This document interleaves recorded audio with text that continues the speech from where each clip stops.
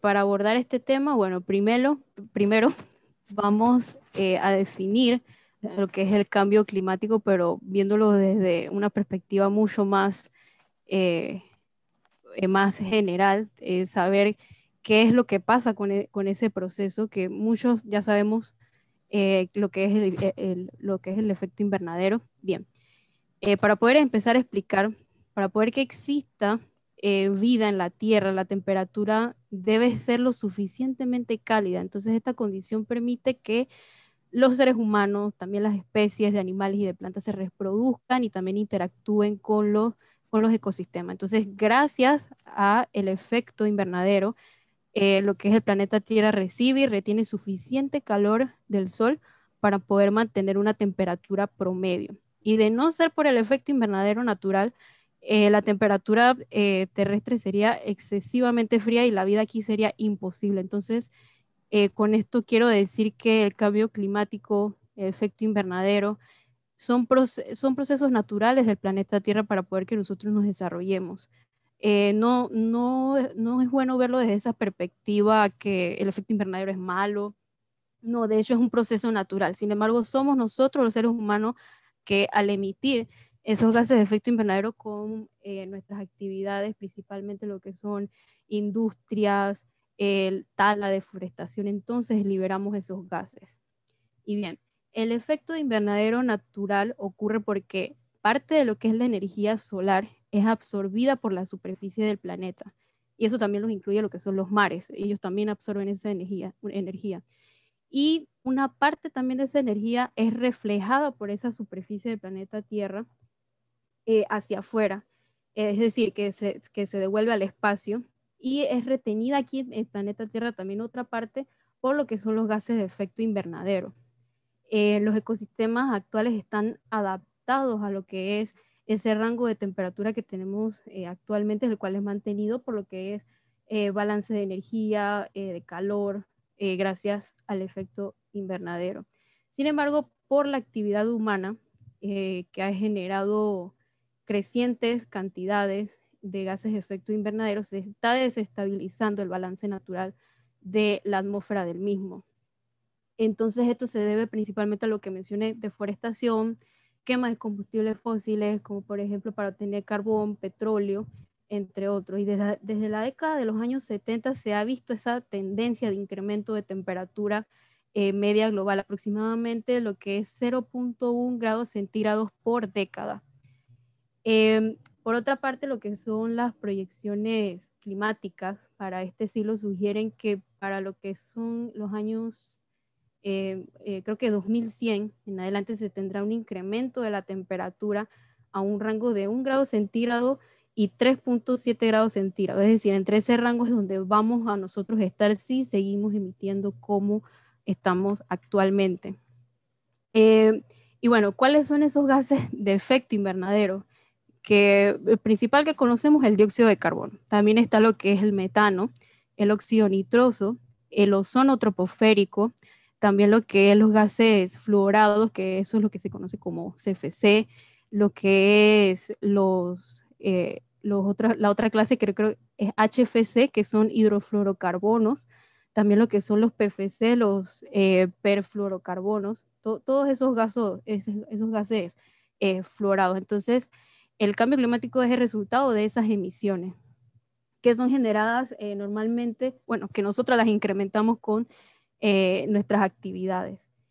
Y esto entonces se manifiesta en lo que es el aumento de la temperatura y vemos cuáles son esos principales factores del cambio climático, por ejemplo, el aumento del nivel del mar, también tenemos contaminación atmosférica, la reducción de la diversidad biológica en la Tierra, también lo que es la radiación solar, esa energía solar, a mí se me olvidó mencionar, es precisamente lo que son los rayos UV, los rayos ultravioleta.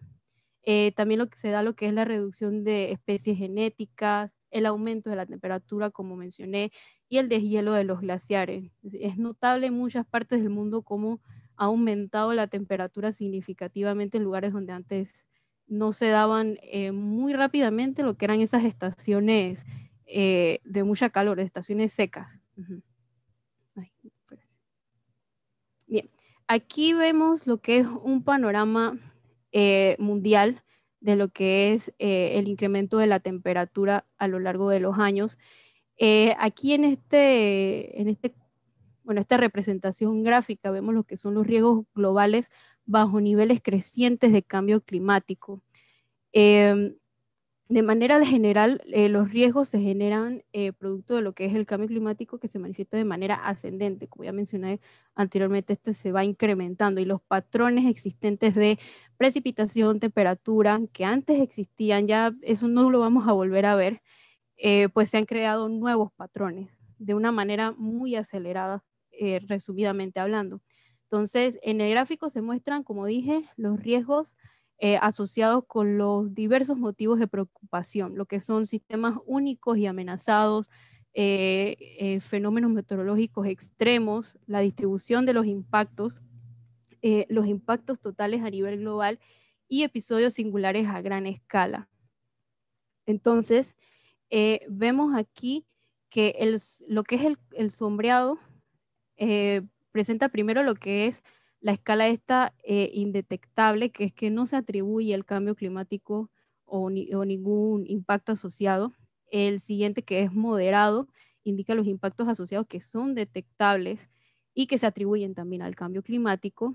El alto que presenta lo que son impactos graves y, claro, más extendidos.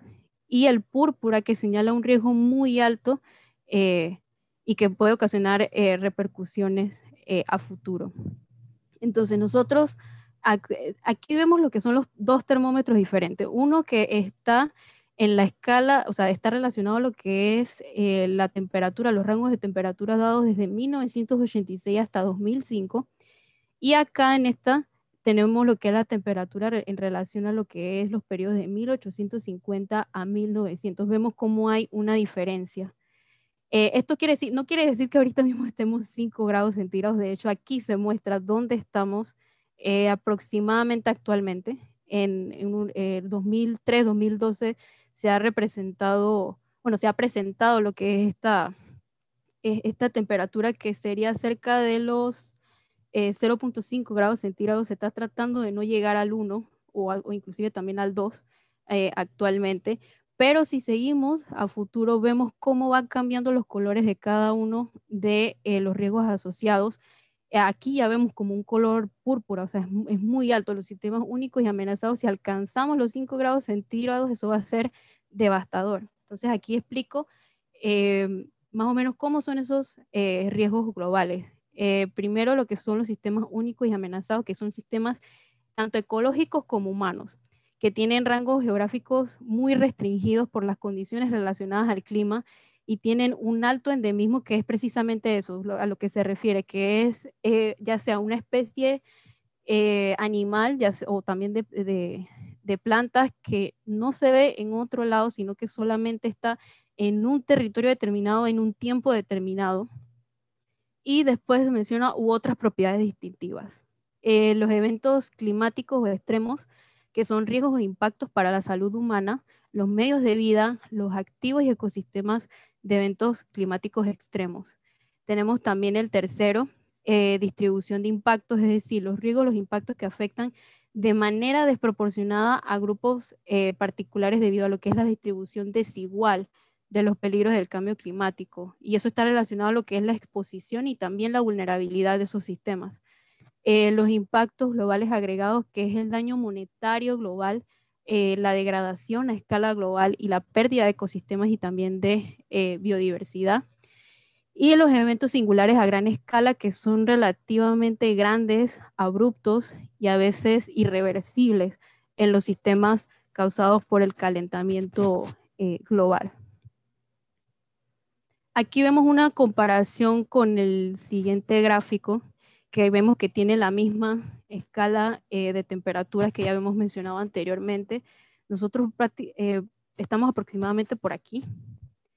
Lo que es RCP, aquellas trayectorias de concentración representativa, precisamente muestran eso, escenarios.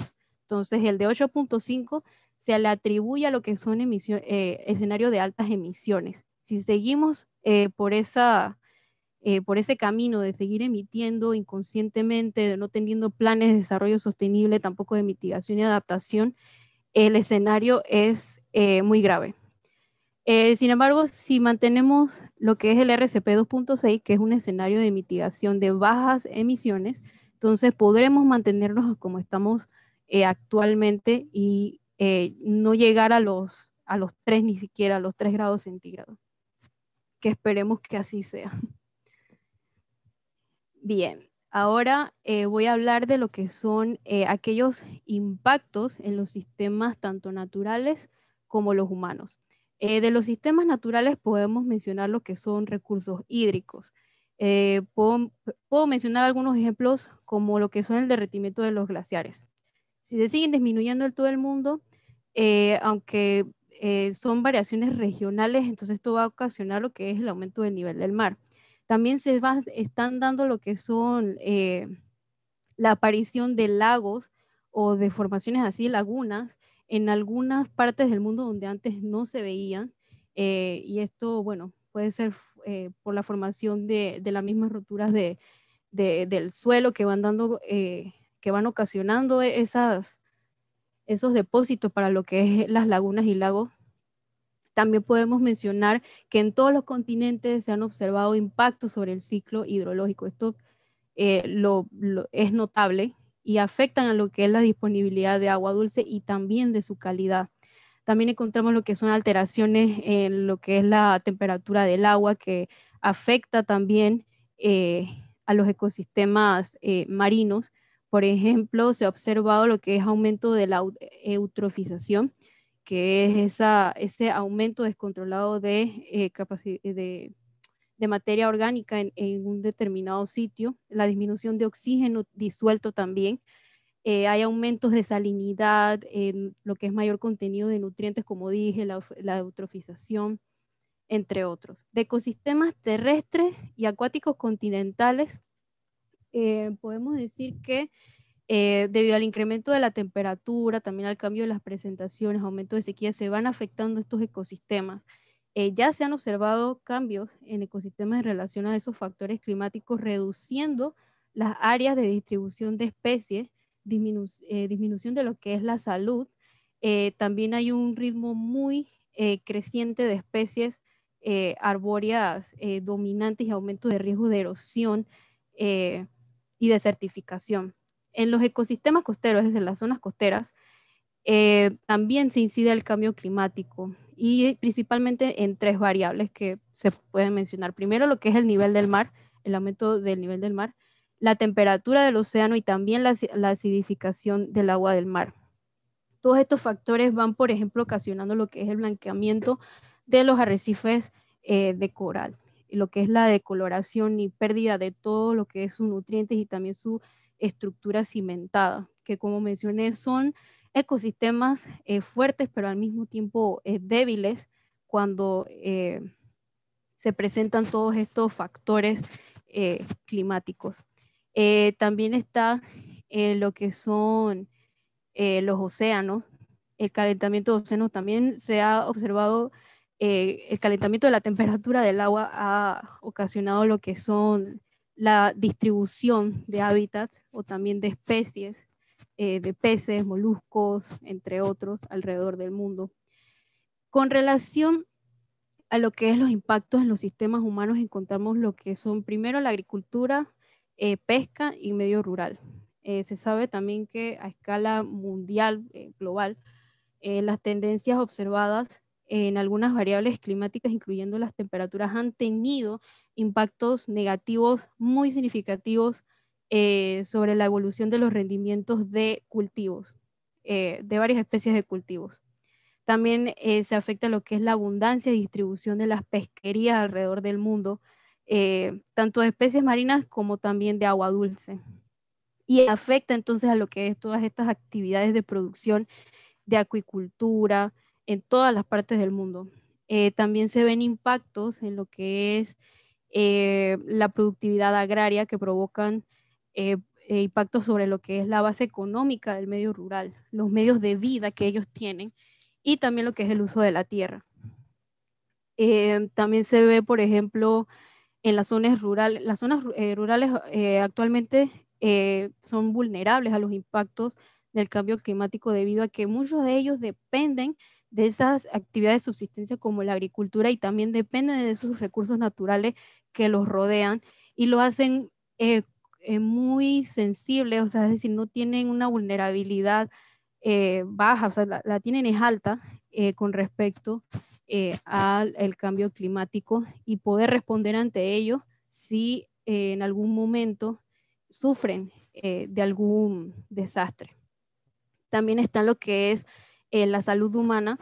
Se ha visto actualmente que esto afecta a lo que es la mortalidad y también la morbilidad, es decir, las enfermedades, el índice de enfermedades, debido a lo que es olas de calor, inundaciones y también otros fenómenos extremos. Se impacta también a través de ecosistemas que lo provocan, por ejemplo, modificaciones en los patrones también de enfermedades transmitidas por mosquitos, garrapatas, entre otros.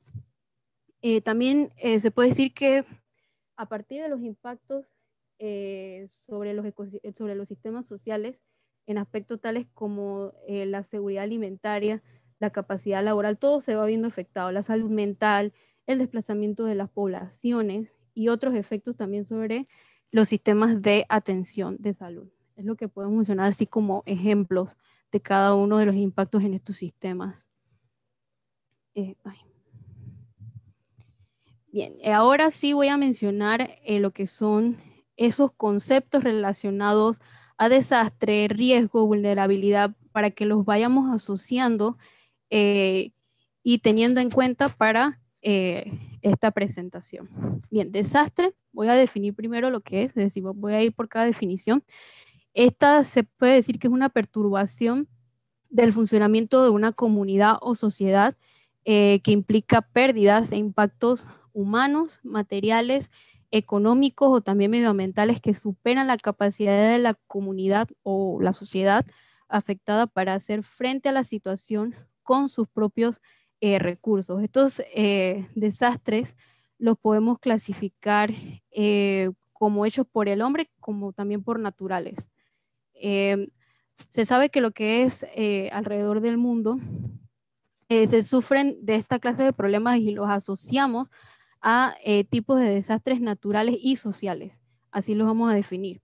Entonces, la combinación de esos desastres origina lo que son los desastres socionaturales. Por ejemplo, ante una inundación donde las comunidades no están preparadas para reducir los riesgos, se origina un desastre y esos daños a gran escala van a originar lo que es el fenómeno natural. Es decir, se dan las condiciones para poder que el desastre, o sea, si ocurre algún desastre, ya sea por muy pequeño, al final a la población se le va a afectar.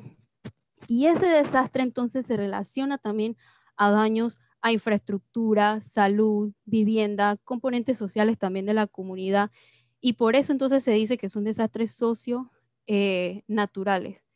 Se cierran escuelas, comercios y también otros servicios que entonces van a generar varios desastres uno detrás del otro, desastres mixtos o socionaturales, que es lo que mencioné. Los podemos clasificar los desastres como geológicos y también los hidrometeorológicos. A nivel nacional creo que el principal serían los principales, o sea, lo que son los desastres a nivel nacional los asociamos más a lo que son los fenómenos hidrometeorológicos. Sin embargo, aquí vemos una clasificación, bueno, mucho más amplia. Vemos lo que son los geofísicos, abarcando lo que son terremotos, movimientos de las masas, es decir, cuando hay sequías, también lo que es la actividad volcánica. Vemos los hidrológicos como las inundaciones, lo que son deslizamiento de tierra, las acciones también de las mareas, meteorológicos relacionados a lo que son tormentas, temperaturas extremas. También mencionamos lo que son las climatológicas, es decir, las sequías, lo que son ese derretimiento de los glaciares, lo que son también los incendios forestales, los biológicos que más lo relacionamos lo que son epidémicos, pues también lo que son esas enfermedades patógenas provenientes de los animales, aquellas plagas es lo que podemos decir. Y aquellos que son extraterrestres, que bueno, eso no es el tema en este curso, pero también se menciona. Esto tiene que ver con los impactos ya sea de meteoritos, entre otros. Pero es una clasificación muy general. Bien, ahora hablamos de lo que es el riesgo. El riesgo es la probabilidad de que ocurra un desastre.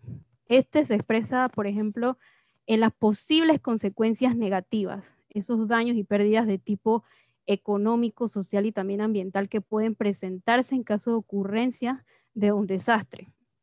Por eso es que pongo la definición, que es la expectativa de pérdidas personales, daños materiales, perjuicios económicos, degradación ambiental, que pueden ser producto de un peligro particular de origen natural o también humano en una zona y durante un tiempo concreto. Es importante mencionar que los riesgos no solo se ven en lo que es respectivo al medio ambiente, eso lo vemos también en nuestros propios sistemas humanos, es decir, en industrias, en proyectos, etcétera, que podríamos mencionar, pero que para este curso lo enfocamos es al tema medioambiental.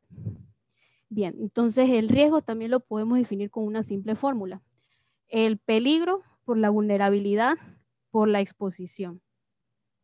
Voy a ir definiendo cada uno de ellos.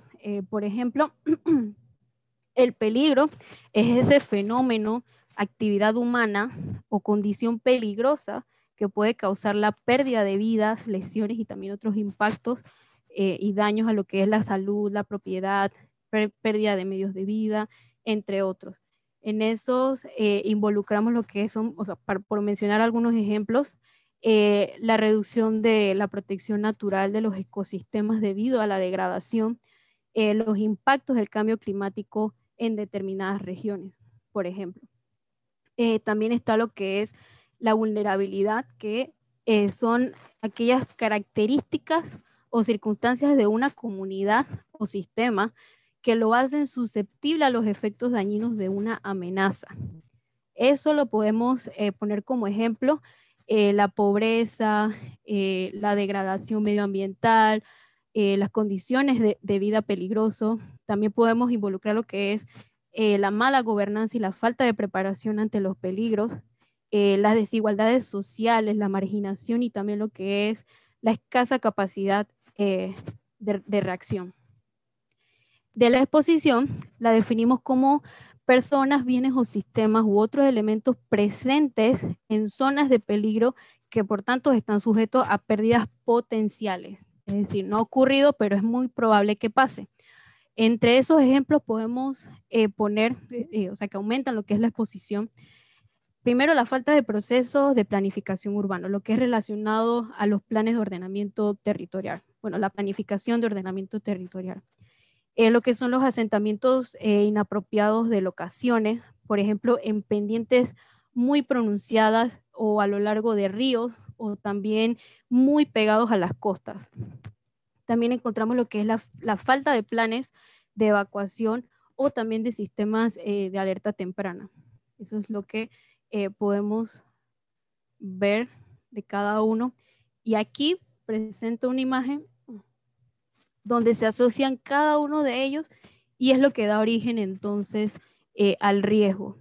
El riesgo de esos impactos relacionados con el clima resulta entonces de la interacción de los peligros asociados propiamente con el clima, con la vulnerabilidad y la exposición de los sistemas humanos y naturales. Entonces los cambios tanto en el sistema climático como en los procesos socioeconómicos, incluido también lo que son planes de adaptación y mitigación, se van a ver afectados, las formas de gobernanza.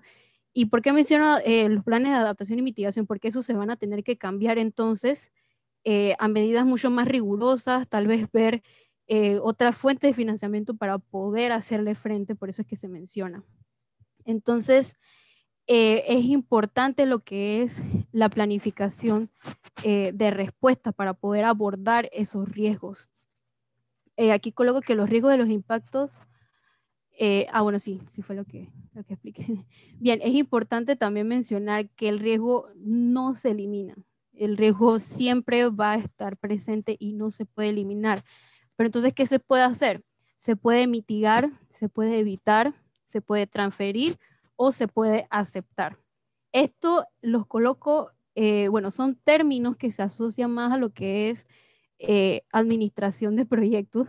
Me gusta bastante ese tema, pero lo coloco aquí también porque se da mucho también con lo que es la gestión medioambiental. En el caso de lo que es evitar, se realizan cambios en los planes para poder eliminar los riesgos, transferir cuando se traslada el impacto de una amenaza a un tercero, junto con la responsabilidad de la respuesta. Este no se aplicaría para el término medioambiental, porque como sabemos no es que podamos transferir el desastre que nos pasó a nosotros a otra persona. Podemos incluir a personas para que nos ayuden a hacer frente a tal desastre. Se puede mitigar, esta es la que más se recomienda, que es disminuir la probabilidad y o el impacto de que se produzca el riesgo. Y la otra, que es aceptar, esa no se aplica tampoco porque sería no tomar ninguna medida a menos de que el riesgo suceda. Entonces, lo que quiero decir es que no tengamos esa idea errónea de que el riesgo lo vamos a eliminar. Eso no es realista. Entonces, el riesgo o se evita o se mitiga. Esas son las recomendaciones. Bien. Ahora hablar del concepto de vulnerabilidad que ya había mencionado anteriormente, que son aquellas características o circunstancias de una comunidad que lo hacen susceptible a los efectos dañinos de una amenaza. Pero aquí tengo otra definición que es igual, pues, susceptibilidad de una población, sistema o lugar de sufrir daños debido a la exposición a un peligro. Y la vulnerabilidad, esto es importante, está directamente relacionado con la capacidad para poder responder y recuperarse ante desastres y también peligros. La exposición, por ejemplo, a una amenaza climática en general está muy vinculada a lo que es la geografía del lugar y también a lo que son las construcciones, infraestructuras que están localizadas en el área. Por ejemplo, lo que son las comunidades de las costas son las que están más expuestas a esto y su nivel de vulnerabilidad se hace mucho más alto debido a lo que es la elevación del nivel del mar. Mientras que, por ejemplo, lo que son en zonas semiáridas está más expuesto a lo que son las sequías. Esto es para dar un contexto de ejemplo de cómo es la vulnerabilidad y cómo estaba aumentando en cada uno. Es importante también asociar a lo que dije, que la vulnerabilidad está relacionada a lo que es la exposición de riesgo. Y también si no tenemos buenos planes de gestión, también va a estar relacionado entonces a lo que es la incapacidad de dar respuesta, es decir, la no capacidad para poder afrontarlos y la inhabilidad entonces para poder adaptarse activamente. Eso es muy importante tenerlo en cuenta. También menciono algunas características de la vulnerabilidad, las cuales también considero muy importantes. Primero, es multidimensional. ¿Por qué? Porque se manifiesta en distintos individuos, grupos, comunidades, además de que adopta también diferentes formas y también modalidades. Es algo que cambia para cada persona, cada zona, cada país, cada continente. Es integral. ¿Por qué? Porque afecta todos los aspectos de la vida a quienes lo padecen. Como mencioné, se afectan tanto a sistemas sociales, productivos, económicos, de infraestructura, entre otros. Es progresiva. ¿Por qué? Porque si se acumula o también se incrementa, produce efectos mucho más graves, dando lugar entonces también a nuevos problemas y a una vulnerabilidad cada vez mayor. Entonces, esta condición de vulnerabilidad entonces se va a volver como cíclica, por mencionar ejemplos. Aquí también menciono lo que son los factores determinantes del nivel de vulnerabilidad de algún sistema, población o individuo también, por los cuales entonces podemos evaluar esa vulnerabilidad. Primero, lo que es el grado de exposición, que es la cantidad y la duración de la energía potencialmente destructiva que entonces recibe. Todas aquellas personas, bienes o sistemas presentes en una zona de peligro que están sujetos a pérdidas potenciales. Otro factor importante es la protección, es decir, si se cuentan con las defensas del sistema y de todos sus elementos que reducen o eliminan aquellos efectos que pueden causar una actividad que es potencialmente destructiva. También es necesario el factor de la reacción inmediata, que es la capacidad del ecosistema, bueno, también el sistema y de sus elementos para poder reaccionar, protegerse y evitar el daño en el momento en que se desencadene un evento de desastre. También es importante la recuperación básica o la rehabilitación, que es el restablecimiento de las condiciones esenciales de subsistencia de todos los componentes de un sistema. Y la reconstrucción, que entonces vendría siendo la restauración del equilibrio y de las condiciones normales de vida de ese ecosistema.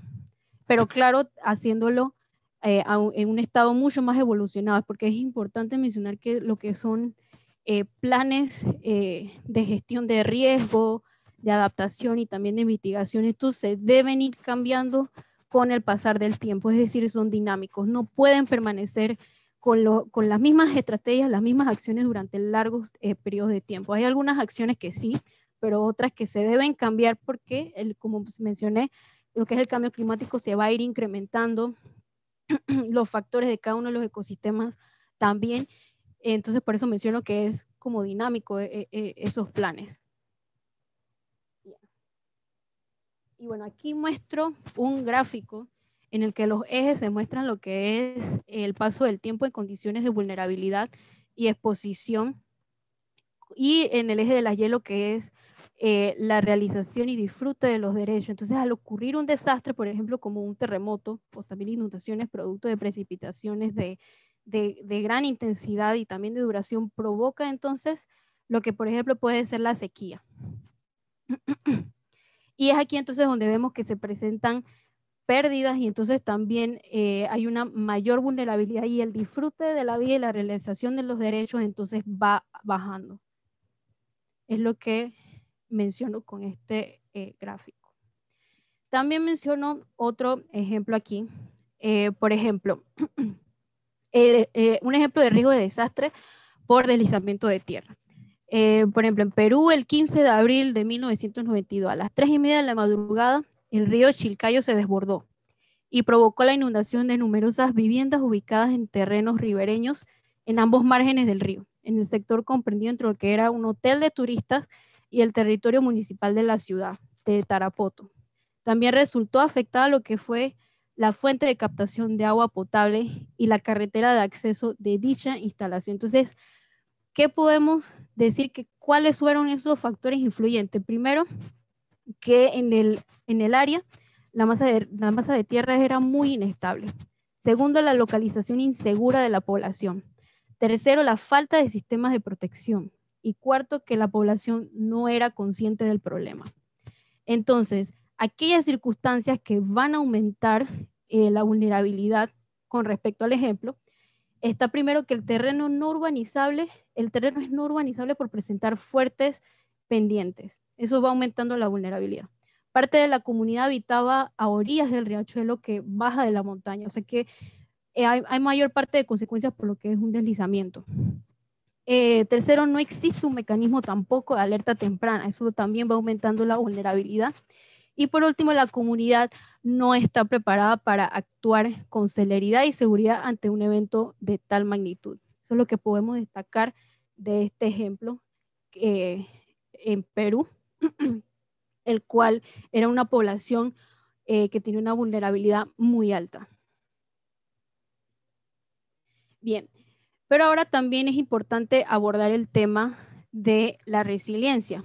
La resiliencia es la capacidad que tiene una persona, una comunidad, un sistema, una organización o un país para prever, absorber, acomodarse y también reponerse de los efectos de un acontecimiento peligroso como un desastre o una crisis. Y esto lo puede abordar de manera oportuna y también eficiente, asegurando lo que es la restauración o incluso el mejoramiento de sus condiciones originales. Entonces menciono aquí algunas características de la capacidad de adaptación. Primero, lo que es el acceso a recursos para poder adaptarnos. Esto puede ser medido en parte por los tipos de bienes y servicios a los que tienen acceso los hogares y también por lo que tienen disponible a un ámbito mucho más amplio de la economía y también de la sociedad. Otra característica de lo que es la adaptación para poder alcanzar la resiliencia es la flexibilidad, que se define en función del grado de diversidad de las actividades que realiza una comunidad, un país, y a partir de la base natural sobre la que se sostiene. Otra característica es la estabilidad. Aquellas poblaciones, bueno, aquí menciono es más o menos la contraparte, las poblaciones sujetas a lo que es mayor volatilidad de variaciones socioeconómicas son más proclives o que son más tendientes a tener un modo de vida inestable. Lo menciono como ejemplo y estas son entonces las características de lo que es la adaptación para poder alcanzar la resiliencia. También muy importante mencionar que la resiliencia tiene un enfoque integral. ¿Y con qué me refiero a eso? Que trabaja a partir de 3 áreas, las cuales también van a ver en los siguientes módulos, pero que voy a mencionar para que conozcan al respecto. Primero, integra lo que es la reducción de riesgos de desastre, que son medidas que requieren de constante análisis, planificación para poder prevenir o evitar un fenómeno natural o amenaza que ocasione daños severos en la vida de las personas. Y estas deben ser asumidas por todos, es decir, tanto comunidad, lo que es la comunidad, como los científicos, es decir, los expertos, organizaciones civiles, también sector privado y sector público, para poder hacer frente a estas, a lo que son los efectos del cambio climático. La adaptación al cambio climático, que son medidas orientadas a limitar los impactos, reducir las vulnerabilidades y entonces incrementar la resiliencia frente a este cambio del clima y poder adaptar entonces esos sistemas humanos y también naturales que mencionamos. Tercero, lo que es el manejo y restauración de ecosistemas, que se busca a través de una serie de acciones recuperar esos elementos que originales, pues porque estaban en algún momento, que conforman los ecosistemas y los servicios que estos proveen.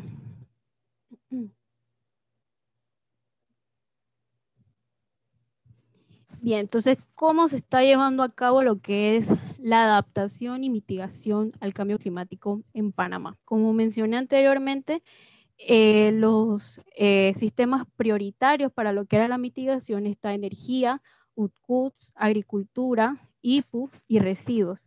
Y según lo que es el segundo informe bienal de actualización, se dio lo que fue un balance entre las emisiones y absorciones de los gases de efecto invernadero hasta 2017 y creo que fueron a partir de 1994 donde se empezaron a registrar.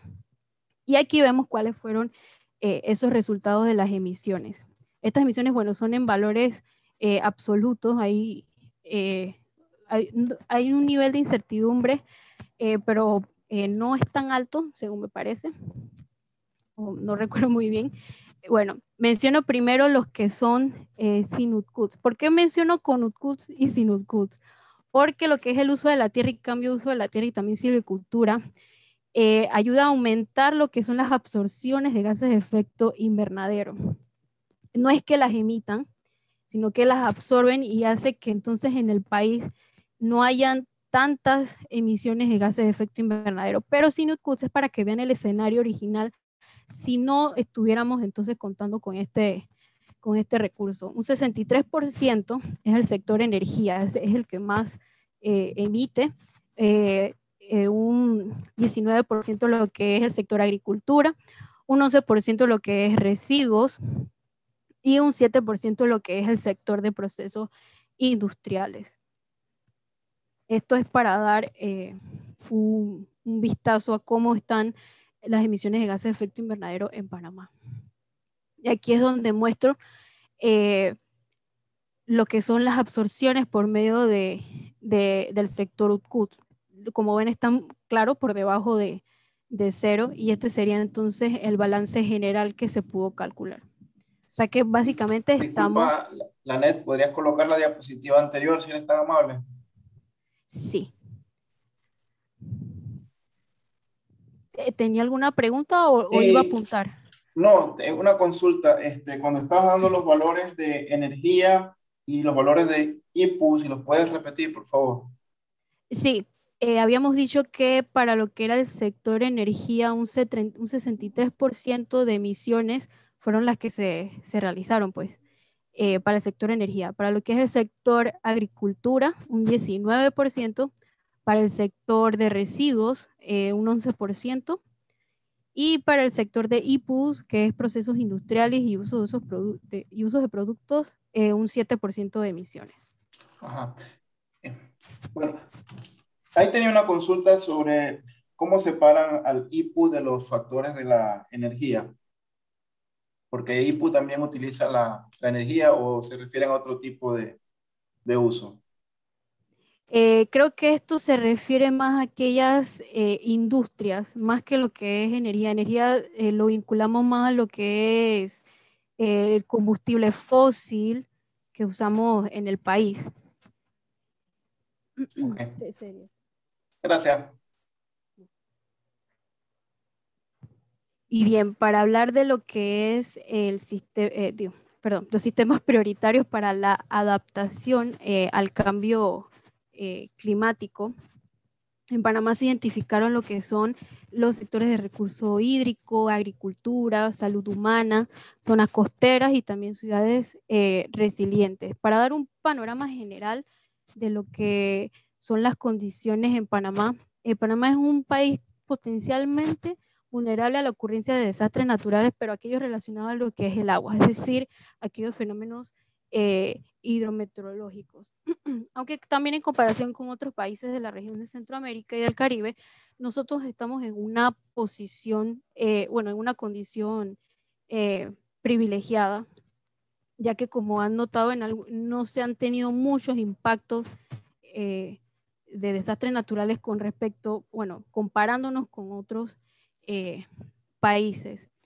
Actualmente se conoce que los sitios con mayor, por ejemplo, susceptibilidad a inundaciones son aquellos ubicados en las costas del Caribe. Creo que se destacan lo que son la provincia de Panamá y Bocas del Toro, mientras que en el Pacífico está lo que es la provincia de Los Santos, creo que el distrito de Tonosí, es de lo que puedo mencionar con respecto al cambio climático en Panamá. Se han visto episodios de inundación cuyas consecuencias, por ejemplo, lo vemos bastante en Juan Díaz. Sobre las zonas bajas de la ciudad empeoran estas condiciones al coincidir con niveles también de marea altos, como por ejemplo tenemos los ríos Caimito, Juan Díaz o Tocumen, que presentan un comportamiento muy típico, el cual es que concentran caudales de escorrentía muy altos y se dan lo que son las crecidas que se generan principalmente en lo que son las zonas altas, de las zonas altas hacia la costa y sin ningún tipo de atenuación. Entonces esa atenuación que deberían ejercer lo que son los manglares, como en algunas zonas se han talado, precisamente por lo que habíamos dicho anteriormente, expansión urbana o también turística, entonces esa atenuación no existe en las zonas bajas del país. Aquí, por ejemplo, presento, es para explicar esta diapositiva que sigue. En Panamá se identifican regiones climáticas, cada una diferente. Por ejemplo, tenemos lo que es la región climática del Caribe Occidental, la del Pacífico Occidental, la región de Arco Seco, la región central, la región del Pacífico Oriental y la región del Caribe. Entonces, aquí, por cada una de las regiones climáticas, entonces se presentan cuáles son los impactos que mayormente afectan cada una de ellas. Los vemos por las imágenes que aquí tenemos. Esto es parte de lo que es el Plan Nacional de Cambio Climático. Fue obtenido de ahí por si desean buscar la biografía y poder leerlo con más atención, porque aquí voy a mencionarlo solamente por encima. Tenemos, por ejemplo, lo que es mayor frecuencia de fenómenos de precipitación extremos. Bueno, voy a mencionar aquellos que son los más representativos en Panamá. Mayor frecuencia de fenómenos de precipitación extremos, mayor temperatura en el verano, incremento en lo que es la intensidad de las precipitaciones, afectaciones en los ecosistemas y también en la vegetación. Hay disminuciones en la disponibilidad de agua, por ejemplo, en áreas de siembra. Se da lo que es la propagación de plagas y también enfermedades en los cultivos. Hay elevación del nivel del mar también hay mayor ocurrencia de cauces secos, la erosión de la línea de costa también, como veníamos hablando, pérdida de terrenos costeros, afectación o pérdida de reducción de cosechas, por mencionar algunos, porque son varios los que se han identificado a nivel nacional. Y aquí, bueno, era lo que venía hablando de cuáles son aquellas áreas donde se presentan mayor registro de inundaciones que había mencionado anteriormente. Y bueno, ahora vamos a lo que es los riesgos en las zonas marino-costeras. Como ya sabemos, hay tanto amenazas climáticas como no climáticas. De las amenazas climáticas podemos rescatar aquellas, por ejemplo, cambios en los patrones de lluvia, inundaciones costeras, aumento de la temperatura del agua, aumento del nivel del mar, los vientos fuertes, comportamiento violento del mar, también lo que son tormentas repentinas en zonas donde antes no era habitual, y las no climáticas, que son aquellas que se las atribuye al hombre. Primero lo que es el desarrollo costero, lo que es el cambio de uso de suelo, para poder poner lo que es las industrias costeras o también puertos, aquellas actividades como la agricultura, pero no sostenible, turismo y también uso recreativo, industrias pesqueras y acuicultura, pero como mencioné, de manera no sostenible, actividades también lo que son a mar adentro y los cambios en la calidad del agua. Entonces, como venía diciendo anteriormente, la zona marino-costera es altamente dinámica por esos fenómenos climáticos naturales que le van dando forma a esto. Sin embargo, también son vulnerables a esos cambios que provocan la alteración en su morfología. Y bueno, aquí entonces cuando venimos a hablar de lo que es la gestión integral de riesgo, que también se puede aplicar a lo que es las zonas costeras. Con respecto a la gestión integral de riesgo, podemos decir que es un proceso planificado, que es participativo, también es integral, para promover lo que es la reducción de condiciones de riesgo de desastre de comunidades, una región, un país. Esto implica lo que es complementar capacidades, recursos locales, regionales y nacionales, y también está ligado a lo que es la búsqueda del desarrollo sostenible. Es muy parecido a la definición que muestro en la diapositiva, que es un proceso complejo que conduce al planeamiento, aplicación de políticas, estrategias, instrumentos y medidas orientadas a poder impedir, reducir, prever y controlar esos efectos adversos a los fenómenos peligrosos. Es importante también mencionar que para la gestión integral de riesgo supone también integrar, articular permanentemente lo que es la planificación para emergencias y desastres, realizar lo que son estudios de amenaza y vulnerabilidad y también estudios de recursos disponibles o faltantes en el área. Es necesario tener en cuenta estas tres líneas, por así decirlo, de investigación para poder entonces aplicar lo que es una gestión integral de riesgo. Y bueno, relacionado con lo que es la gestión integral de las zonas costeras, que también se aplica el mismo concepto, tiene el objetivo de gestionar las áreas costeras desde una perspectiva sostenible e integrada, tomando en consideración los diferentes intereses económicos, sociales y medioambientales, y también tener en cuenta a los actores implicados. Aquí menciono, voy a mencionarlo rápidamente, aquellos elementos importantes para poder llevar a cabo una gestión de riesgos adecuada. Como mencioné anteriormente, hay que incluir lo que es el estudio de vulnerabilidades, el estudio de amenaza, también los estudios de los recursos disponibles y los que falten. Entonces, algunas medidas para poder hacer este ciclo de la manera más eficiente y eficaz. Primero, lo que es la prevención y la mitigación. Hay que realizar, como mencioné, estudios de amenazas, vulnerabilidades y recursos, hacer una gestión integral del riesgo permanente, hay que hacer un marco legal adecuado, hay que tener autonomía técnica y también un presupuesto adecuado para poder abordarlo. También el fortalecimiento de las competencias, capacidades y las responsabilidades locales.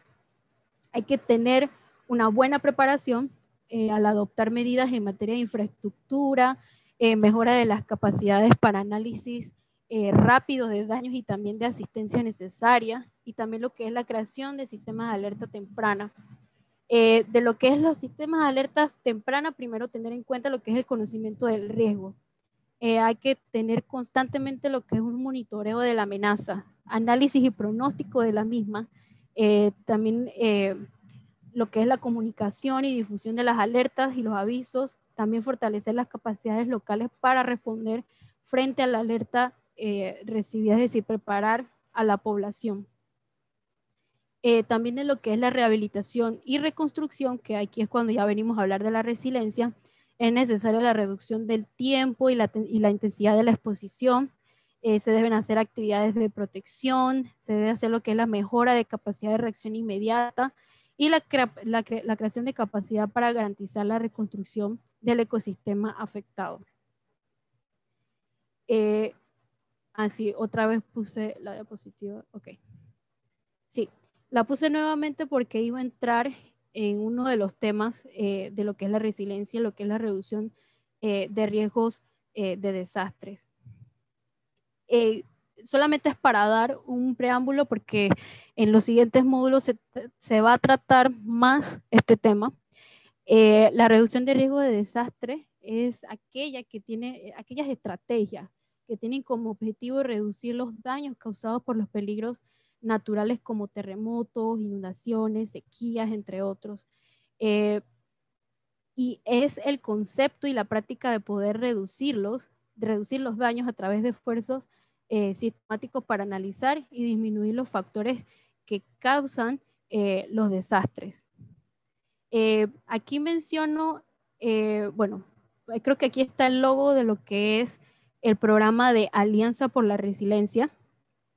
Es un programa en el cual colaboran lo que es una asociación llamada CARE en Países Bajos, creo, la Cruz Roja holandesa, también entre esos está lo que es la Wetlands International y 30 organizaciones socias más para poder integrar la reducción de riesgos de desastres en países como por ejemplo África, Indonesia, creo que son los casos que más se han dado, y se trabaja en aquellos países donde los medios de vida de las comunidades pobres se ven más afectados por los desastres y también los ecosistemas degradados. Es importante mencionar de que las poblaciones que se encuentran en las costas o que solamente dependen de cierto tipo de recurso natural son las primeras que van a estar, por así decirlo, en la línea de defensa o bueno, recibiendo los impactos de esos eventos climáticos extremos.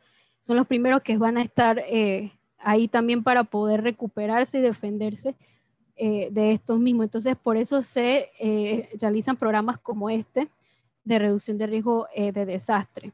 Entonces, lo que es la Alianza por la Resiliencia trabaja sobre 8 bloques de construcción muy importantes a diferentes niveles, que son a nivel de paisaje, a nivel de comunidad y también a nivel del hogar o la familia.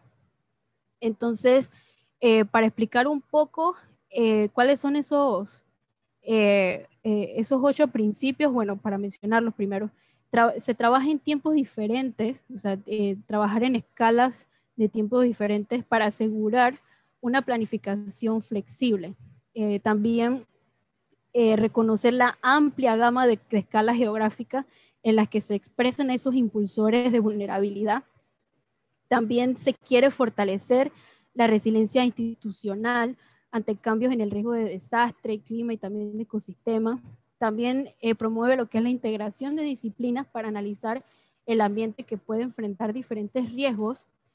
Se promueve lo que es la autogestión comunitaria, pero a través de lo que es el empoderamiento de la misma comunidad, es decir, crear esa apropiación local de los proyectos de reducción de riesgo de desastre, poniendo a las comunidades como el eje central para poder lograrlo. También se estimula lo que es el aprendizaje al combinar el conocimiento tradicional que ellos tienen o que también algunos expertos tienen con el conocimiento científico para poder entonces entender los datos y las tendencias climáticas. Y bueno, finalmente, que es crear asociaciones entre comunidades, agencias de gobierno, organizaciones de sociedad civil, entre otros. Y aquí, bueno, menciono cuáles son las tareas para poder lograr la reducción de riesgo de desastre. Está la reducción del grado de exposición, la disminución de la vulnerabilidad, la gestión del medio ambiente y la creación de sistemas de alerta temprana. Aquí presento como un resumen de cuáles serían aquellas buenas prácticas para poder implementar planes de gestión de riesgo. Las cuales, bueno, considero que son como las básicas para poder hacer frente al cambio climático. Primero, crear un órgano de coordinación en donde estén representadas todas las autoridades públicas responsables y también el resto de entidades implicadas. Algo así como viéndolo como gestión de proyectos, más o menos. En segundo, aprobar, actualizar, armonizar lo que son políticas, legislaciones, programas para la gestión integral.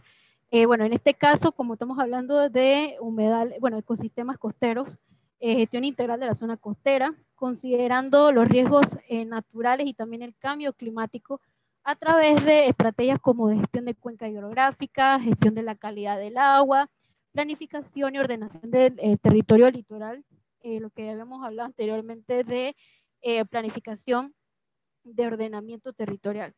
También la planificación de las actividades económicas. Como tercer punto, es necesario definir las competencias de los distintos departamentos de gobierno, organismos nacionales y regionales e institucionales. Como tercer punto, trabajar en el desarrollo sostenible a largo plazo y también a una escala regional para una gestión mucho más adecuada, ya que cada región tiene sus peculiaridades diferentes.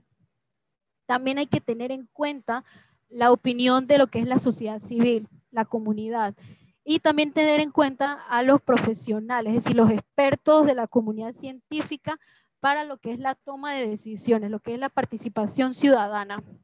Hay que transferir e intercambiar información entre los responsables para poder llegar a esa gestión. Y por último, es necesario crear o mejorar institutos, laboratorios, centros de investigación responsables para realizar los estudios y también las herramientas operacionales.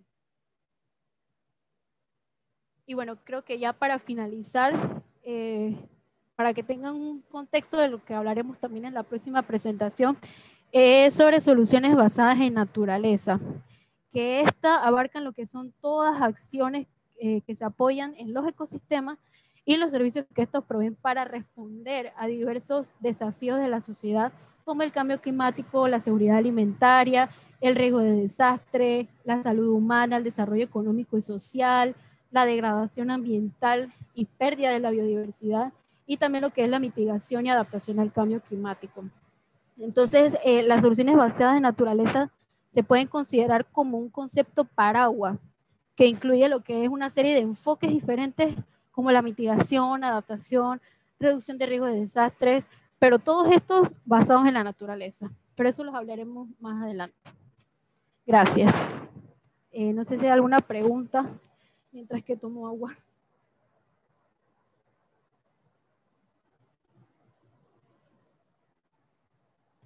¿Aló? ¿Se me escucha? Es que está lloviendo Sí, por claro. acá. Ah, ok. Está lloviendo muy fuerte acá. No, no, sí se escuchó muy bien, Lanet, muy bonita presentación. Justamente, bueno, para introducir el próximo tema y bueno, y también el enlace que tiene con los temas subsiguientes, ¿verdad? Entonces, mientras toma un poquito de agua, estiran las piernas y si no hay ninguna pregunta, podemos dar unos minutitos mientras Lanet se prepara para la próxima y bueno, toma su agua y también se relaja un poco. Listo, gracias. Voy a dar unos minutos de receso. Bien, entonces vamos a dar, ¿qué? 3 minutos de receso. Mientras tanto, para que se estiren un poco, por favor, vayan a tomar un poco de agua, etcétera, etcétera. Bueno, entonces nos vemos a las 15:05.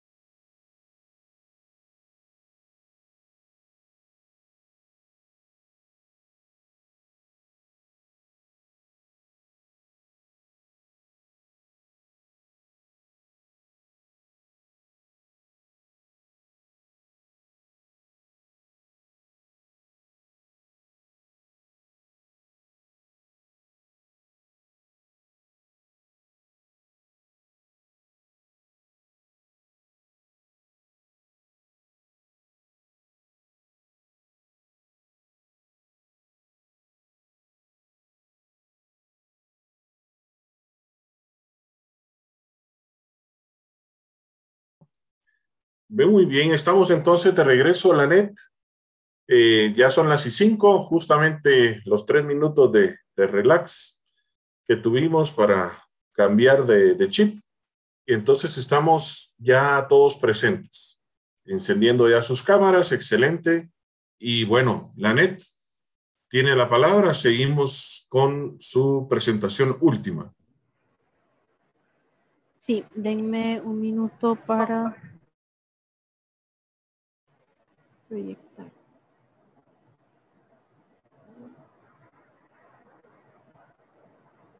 ¿Se ve? Sí, ahorita se está empezando, sí, se ve que está compartiendo la pantalla. Ahorita ya tenemos la vista ahí. Okay. En el siguiente tema, bueno, y ya el último, hablaremos sobre lo que es la adaptación y mitigación al cambio climático. Términos también generales y algunos más específicos para ir adentrándonos en el tema. Bien, primero para definir lo que es adaptación y también mitigación.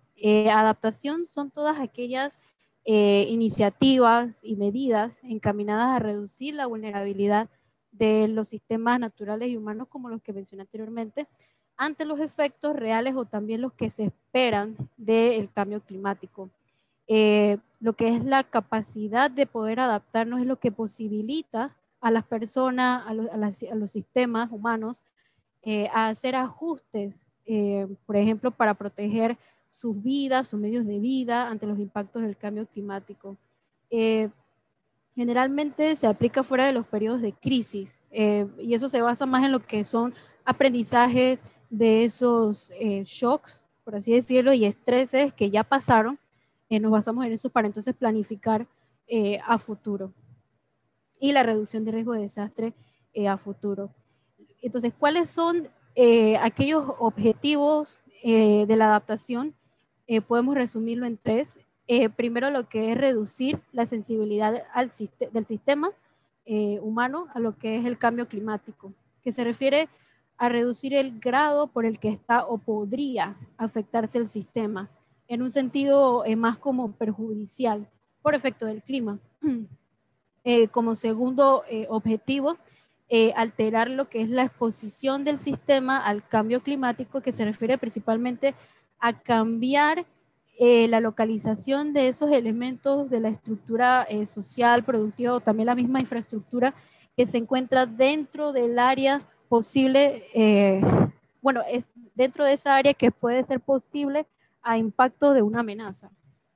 De tercero, bueno, está lo que es aumentar la resiliencia del sistema para enfrentar los cambios, que, bueno, esto hace referencia a lo que es el aumento de la capacidad para poder absorber esos impactos negativos y de recuperarse una vez ya entonces hayamos sido afectados por alguna amenaza.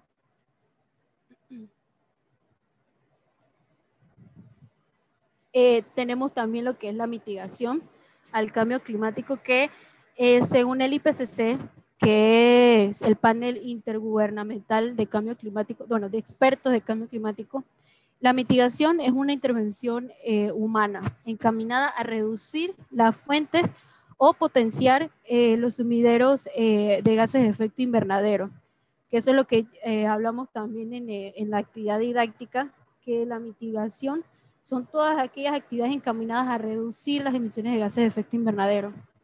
Entonces esto requiere también de acciones colectivas a una escala global, ya que bueno, la mayoría de lo que son las emisiones de gases de efecto invernadero, todos estos se van acumulando con el tiempo y se van mezclando en la atmósfera. Entonces ahí ya tenemos el panorama global de que debemos entonces hacerlo todos en conjunto. Y por lo tanto las emisiones provenientes de cualquier agente afecta también a otros agentes y entonces todo eso se va interconectando. Para hablar un poco también de lo que es la gestión biológica del carbono para mitigar el cambio climático, es necesario, bueno, es importante mencionar cuáles son esas dos opciones para la gestión biológica del carbono. Primero, el aumento de capacidad para almacenar el carbono. Este se alcanza si se reabastecen los reservorios que ya estaban agotados o rehabilitando los ecosistemas y también los suelos, creando nuevos reservorios, fomentar lo que es el mayor almacenamiento de carbono en áreas que tienen poco, por ejemplo, mediante la forestación o la reforestación. Y la segunda opción, que es la reducción de emisiones, que se puede lograr al proteger esos reservorios que ya existen, y se reduce entonces lo que es la tasa de pérdida actual. Y bueno, aquí, bueno, repito nuevamente la imagen, solamente para efectos ilustrativos, pero aquí ya vengo entonces a hablar lo que es la adaptación y mitigación al cambio climático, bueno, de manera conjunta, que la mitigación junto a lo que es la adaptación contribuye al objetivo principal de la Convención Marco de las Naciones Unidas, que es lograr la estabilización de las concentraciones de gases de efecto invernadero en la atmósfera a un nivel que impida interferencias del tipo antropogénico, es decir, humano, peligrosos en lo que es el sistema climático. Y ese nivel debería lograrse, que fue lo que también mencioné anteriormente, en un plazo suficiente para permitir que los ecosistemas se adapten naturalmente al cambio climático y poder asegurar la producción de alimentos y que ésta no se vea amenazada, y permitiendo lo que es el desarrollo económico de manera sostenible. Entonces, tanto a la adaptación como la mitigación al cambio climático pueden ayudar a reducir los riesgos del mismo para la naturaleza y también para la sociedad. Sin embargo, estos efectos varían dependiendo también del tiempo y del lugar. Por ejemplo, también podemos decir que la mitigación tendrá beneficios mundiales, pero que estos serán perceptibles apenas a mediados del siglo XXI aproximadamente. Es decir, esto va a tomar su tiempo. No son acciones que están destinadas, bueno, la mayoría no están destinadas a que sean a corto plazo, ya que no es posible. Para ver. Ok. Y bueno, aquí menciono, por ejemplo, algunas medidas de adaptación para que conozcamos, pues, algunos ejemplos dentro de cada uno de los sectores priorizados. Primero tenemos lo que es la agricultura. Se pueden hacer como medida mezcla de cultivos y ganadería. También sistemas de cultivos múltiples, tener así como varias opciones de especies diferentes y poder entonces adaptarnos. También lo que es el manejo eficiente del agua de riego, la diversificación de ingresos y actividades agrícolas, la adopción también de nuevas tecnologías y procesos por parte del sector hídrico, lo que es la gestión integral del mismo recurso hídrico, el manejo integrado de cuencas, también el uso eficiente y cambios en los patrones de consumo, las mejoras institucionales y también de gobernanza, eficiencia del riego, así como también mencioné en el de la agricultura. También tenemos lo que es el sector salud, todas aquellas medidas eficientes de saneamiento son muy importantes. También establecer redes de seguridad social, aumento de capacidades, promover también lo que es la investigación para saber cómo estamos actualmente en el sector salud y cuáles pueden ser todas esas estrategias a futuro que podemos adoptar. También lo que es el diseño de sistemas de atención y prevención ante desastres naturales. Y bueno, para las zonas costeras, la ordenación, planificación y gestión integrada del espacio litoral, protección de los humedales costeros, también lo que es la aplicación de sistemas de alerta temprano, establecer límites de construcción, pero esa parte vendría más ligada a lo que es la creación de normas, leyes, y también realizar lo que es el monitoreo y también la fiscalización. Y por último, bueno, como ejemplo menciono la mejora de los medios de vida de las comunidades, hacerlos más adaptativos, también que sean más diversificados. Aquí menciono ahora lo que es la resiliencia nuevamente, porque está muy ligada a lo que es la adaptación y la mitigación al cambio climático. Hay muchos esfuerzos para reducir lo que es el riesgo de desastres, minimizar los impactos del cambio climático y adaptarnos de la mejor forma a esas consecuencias. Sin embargo, hay que tomar en cuenta que los esfuerzos separados no son muy eficientes a comparación de si trabajamos en conjunto. Entonces, en este sentido, la resiliencia busca integrar diferentes elementos, lo que son medios de vida, naturaleza, seres humanos, entre otros, para poder promover formas adecuadas, para poder enfrentarnos, también resistir y poder adaptarnos a un desastre, así también como asegurar lo que es la recuperación. Entonces, la reducción del riesgo de desastre y la adaptación también al cambio climático comparten metas parecidas. Ambos enfoques lo que buscan es fortalecer esa capacidad de resiliencia de las personas y de las sociedades, de tal modo que sus propios esfuerzos y los de las intervenciones promuevan el desarrollo y puedan traducirse entonces a lo que es la realización y el pleno disfrute de la vida y de todos sus derechos. Bueno, ya había explicado lo que era la reducción de riesgo de desastre, pero entonces aquí voy a hablar un poco de lo que es cada uno de esos 8 principios de reducción de riesgo de desastre para poder adaptarnos al cambio climático, pero de manera muy resumida, porque como dije, estos temas se van a ver en los próximos módulos. Bien, los principios claves de la reducción del riesgo de desastre y la adaptación. Primero, como habíamos mencionado, según la imagen del árbol, primero, trabajar en tiempos diferentes, que es la disponibilidad de trabajar en diferentes tiempos, es posible a través de lo que es una planificación flexible. Se pueden diseñar medidas efectivas y también fuertes para poder anticiparnos y ajustarnos en el tiempo. Las escalas geográficas que los impulsores de la vulnerabilidad se expresan en escalas espaciales múltiples, eso es necesario saberlo. Y esto se pueden presentar tanto a nivel familiar como a nivel comunitario y también a nivel de paisaje. Lo que es el fortalecimiento de la resiliencia institucional.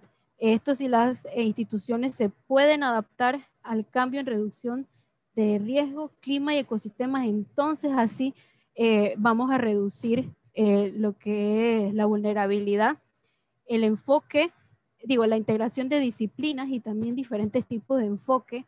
Al abordar las vulnerabilidades de una comunidad se requiere lo que es la combinación de diferentes disciplinas para poder analizar el riesgo en todos los niveles y poder entonces elaborar los planes y las estrategias para poder abordarlo. Entonces, a través de lo que es, por ejemplo, un diagnóstico integrado y también apoyo de otros actores interesados, las comunidades pueden evaluar el riesgo, las vulnerabilidades y las capacidades abordando cada uno de estos temas de forma integral.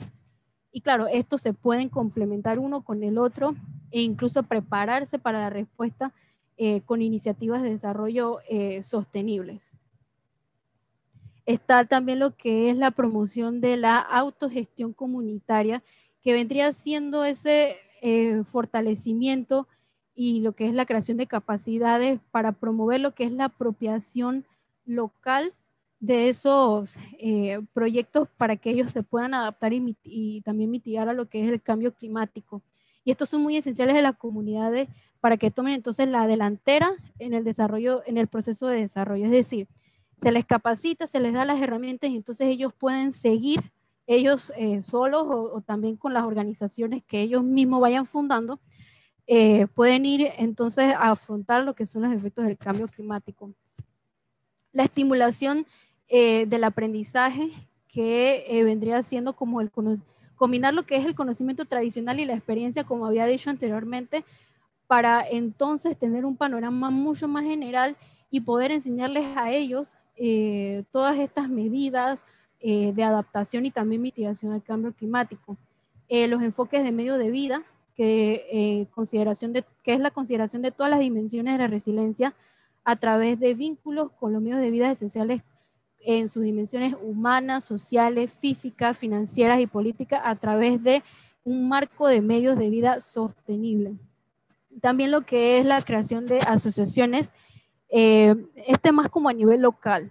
Y ahí entonces se establecen las asociaciones con las comunidades, agencias de gobierno que pueden ser las regionales que hayan cerca de las comunidades, empresas también del sector privado, organizaciones de la sociedad civil y también de diferentes disciplinas y también con enfoques distintos.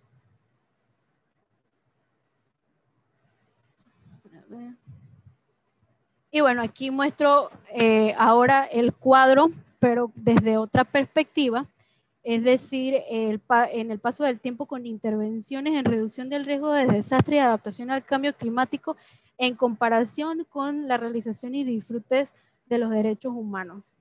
Por ejemplo, puede ocurrir un desastre como los huracanes, también entonces por efectos del cambio climático hay aumento de las temperaturas promedio. También se puede dar otros desastres como lo que es plagas o también inundaciones, y a pesar de que cada una de estas van ocurriendo tal vez no simultáneamente o al mismo tiempo, si tenemos un plan de gestión adecuado, si tenemos a las comunidades capacitadas, entonces las pérdidas van a ser limitadas y la resiliencia va a ser mucho mayor y la recuperación va a ser rápida. Entonces la meta final tanto de esa integración de la adaptación y la resiliencia es fortalecer la capacidad de las personas y las sociedades de tal modo que sus propios esfuerzos y también de los de las intervenciones que promueven el desarrollo pueden traducirse entonces en la realización y disfrute duradero de sus derechos.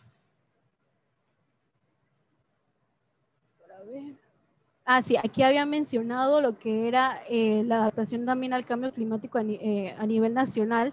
Ya habíamos mencionado cuáles eran los sectores priorizados y aquí, bueno, se mencionan algunos de esos planes que también vimos en la presentación de lo que era marcos jurídicos o mecanismos nacionales e internacionales con respecto a lo que eran humedales y cambio climático. Los volvemos a repetir aquí. Está el Plan Nacional de Seguridad Hídrica, la adaptación al cambio climático a través del manejo integrado de recursos hídricos, el Pacto Climático para aumentar la resiliencia de Panamá, también en lo que son las provincias de Colón, también en lo que es el distrito de San Miguelito, Chorrera, entre otros, a los distritos. Fortalecimiento de capacidades de los municipios también, planes de adaptación municipales en áreas costeras, planes locales de adaptación de zonas costeras en las provincias centrales. O sea, son muchos de los planes y programas que se han planteado y que esperamos entonces que se vayan implementando tanto a corto como a largo plazo. Y bueno, con respecto a lo que era la mitigación al cambio climático, hay una serie de medidas por cada sector también. Habíamos mencionado lo que era energía, IPU, agricultura, residuos, CUTS. También en este entonces se integra lo que es el sector privado y también lo que es el Canal de Panamá, como medidas de lo que se ha hecho hasta el momento en cada uno de ellos. De energía podemos mencionar lo que es la estrategia de movilidad eléctrica, la agenda de transición energética, el etiquetado de eficiencia energética, reglamento de edificación sostenible y mercado de calentadores solares. Con estas medidas de adaptación de este sector, se busca que el desarrollo económico del país sea energéticamente eficiente, seguro, también competitivo y que también sea duradero, en donde lo que es la planificación energética es que es un instrumento determinante para poder entonces establecer una matriz, por así decirlo, pues, diversificada energética que contribuya a lo que es la descarbonización y evitar lo que son las emisiones de gases de efecto invernadero. Por parte de lo que es el sector IPU, que son procesos industriales y uso de productos, la implementación de la enmienda de Kigali, esta comprende lo que son diferentes líneas estratégicas también y de base sobre fechas de congelación, se les dice así, y calendarios de reducción de producción y consumo de los hidrofluorocarbonos para diferentes grupos de países. El plan de enfriamiento de Panamá, que también ha sido concebido como una estrategia a nivel nacional para el desarrollo sostenible, apuntando a lo que es la protección de la capa de ozono, la reducción de emisiones de gases de efecto invernadero y también relacionado a lo que es la eficiencia energética.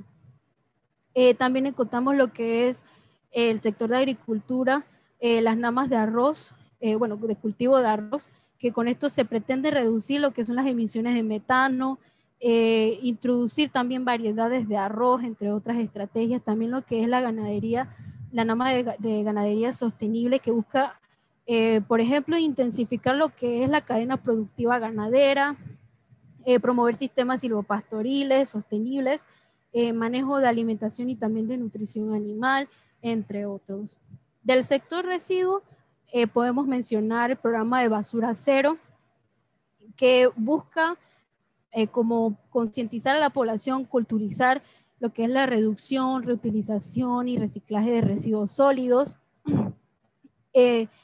También podemos mencionar lo que es el plan integral de gestión de residuos, que va por la misma línea, teniendo componentes, por ejemplo, de sensibilización, logística, normatividad, también lo que es economía de mercado, entre otros. Del sector UTCUTS, habíamos mencionado lo que era la estrategia de Red Más, y también está lo que es el Programa Nacional de Restauración Forestal. En esto entra lo que es la Alianza por el Millón de Hectáreas. Del sector privado está el programa Reduce tu Huella Corporativo, el cual se lanzó recientemente, fue en este año, el cual, eso lo hizo, creo que fue la Dirección de Cambio Climático.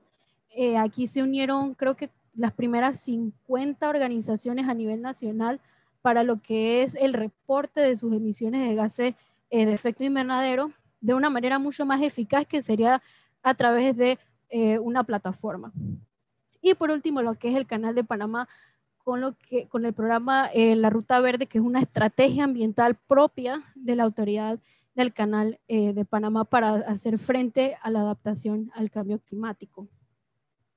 Y bueno, habíamos hablado también sobre las soluciones basadas en la naturaleza, que son todas aquellas acciones que se apoyan en los ecosistemas y los servicios que estos proveen para poder responder a los desafíos de la sociedad, que se mencionan aquí abajo, como son la mitigación y adaptación, la reducción de riesgo de desastre,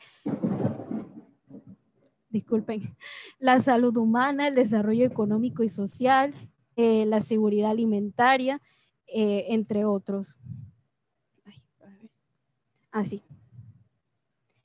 Bien, son más bien acciones dirigidas a proteger, gestionar y también restaurar de manera sostenible los ecosistemas naturales que hacen frente a los retos de la sociedad, y de forma efectiva y también adaptable. Para que una intervención de adaptación se considere como basada en la naturaleza, esta debe abordar una o más amenazas específicas de cambio climático o sus impactos, incluir la conservación y restauración o mejora de la gestión de la biodiversidad o de los ecosistemas naturales en el área. También tener como objetivo ayudar a una población vulnerable a adaptarse a los impactos del cambio climático. Eso serían las intervenciones para que una estrategia de adaptación sea considerada como soluciones basadas en la naturaleza. Entonces, aquí mencionamos la estrategia construir con la naturaleza, que es un tipo de solución basada en la naturaleza. ¿Y qué es? ¿En qué consiste? Bueno, aprender a diseñar infraestructuras que sirvan a más de un propósito, que se alineen a los procesos naturales en vez de actuar en su contra, y que sean adaptables para también afrontar los cambios como la subida del nivel del mar y el cambio climático. Y esto pretende ser proactivo, es decir, utilizando tantos procesos naturales, también como ofreciendo oportunidades a la naturaleza como parte del proceso de desarrollo de la infraestructura. Entre esos tenemos algunos ejemplos que aquí presento. Primero, los que son las presas permeables hechas de bambú local. En lo que esta medida la había mencionado en las presentaciones anteriores, que por ejemplo lo que son estas empalizadas sirven como trampa de sedimentos para ayudar a lo que es la acumulación de suelo detrás de las presas, para permitir que los manglares entonces vuelvan a crecer. Este es un caso de estudio y también de intervención en Indonesia, con la ayuda de Wetlands International, la sede de Holanda. Es uno de los proyectos como más representativos de la organización. También encontramos, por ejemplo, lo que son otra medida, arrecifes de ostras. Por ejemplo, esto se da en Escalda Oriental, en Países Bajos, que esto se construyó para poder disipar la energía de las olas y atrapar sedimentos del lado de la tierra, frenando lo que es la erosión de los fondos afectados por la marea. También aquí se menciona algo que también me gusta mencionar mucho, lo que es la mezcla de infraestructura verde con infraestructura gris. Ambas pueden realizarse y al final resulta más costo efectivo. Aquí por lo menos se menciona que con los manglares, al reducir la altura de las olas, los manglares pueden hacer disminuir la altura que se requiere del dique de contención para cumplir con las normas de seguridad y también hacer bajar los costos de mantenimiento. Es decir, ambos pueden trabajar en conjunto y al final la medida se vuelve mucho más, por así decirlo, económica. O sea, es decir, no hay necesidad de tener que invertir millones de dólares. Que sí hay que invertir bastante cantidad de dinero en esta clase de proyectos, pero en comparación a una infraestructura gris, o sea, solamente gris, que no haya nada natural, es mucho más costo eficiente y con el tiempo solamente es necesario tener que conservar el área, darle monitoreo, también reforzar las medidas, en vez de que solamente se construya un muro gris y que al final el ciclo de vida del muro sea muy corto y se destruya. Eso es un ejemplo. Y bueno, aquí para explicar muy por encima lo que es la adaptación basada en ecosistemas, porque no le quiero quitar el tema a mis compañeros, la adaptación basada en ecosistemas es definida como el uso de la biodiversidad y los servicios de los ecosistemas como parte de una estrategia mucho más amplia de adaptación para ayudar a lo que son a las personas a adaptarse a los efectos del cambio climático. Entonces, al ser estas de manejo sostenible y al conservar y restaurar los ecosistemas, entonces nos proveen sus servicios ecosistémicos. Estas son actividades costo efectivas, generan beneficios sociales, económicos, ambientales y culturales, a la vez que contribuyen a la conservación de la biodiversidad. Ay, se me... ahora sí, ya volvió. Y bueno, ya lo había enseñado anteriormente, pero es para que veamos cómo lo que son los humedales son necesarios para también lo que es la adaptación y mitigación al cambio climático. Sabemos que de entre las amenazas está lo que son los vientos y oleajes, las mareas de tempestad, los tsunamis que se ven en algunas partes del mundo, la erosión también, y lo que es la subida del nivel del mar. Los humedales actúan como estructuras verdes de adaptación y mitigación al cambio climático. Por ejemplo, se ha demostrado que los manglares, por ejemplo, de varios cientos de cantidades de metros o algunos de kilómetros, reducen la altura de los tsunamis en un 30% aproximadamente.